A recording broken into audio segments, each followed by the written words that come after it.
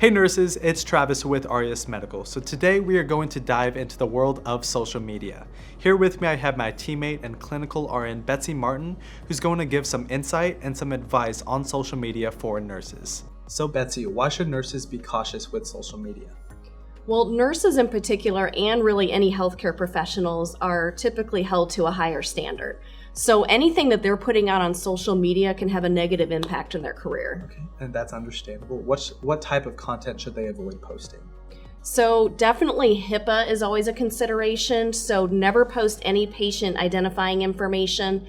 That would include a patient's name, even family members, room numbers, anything where someone could figure out who you're talking about. You just need to stay away from that. Also, photos are a no-no. You don't want photos of any patients or even photos of facilities because you may not know in the background. It could be showing patient identification or another patient could be in the background. So just avoid posting really anything about work. Okay. And I know for me, after a tough day of work, I just want to vent sometimes. What type of advice do you have for nurses that want to vent or use social media to vent? I would say don't.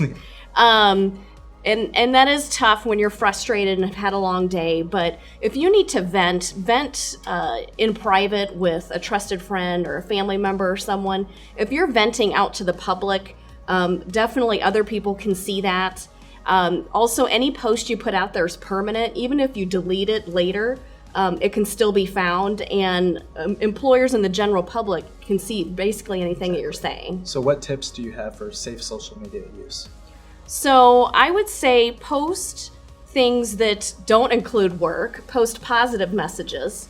Be really careful, again, know that whatever you post is permanent. Other people are seeing it. A lot of times as nurses, we're members of closed groups, in other nursing groups, and there's really no such thing as a closed group because coworkers could be in that group as well as employers. Also, employers are often checking social media when they're making hiring decisions too. So you just need to keep in mind, if you're not comfortable saying whatever it is to your boss or someone in HR, just don't say it on social media.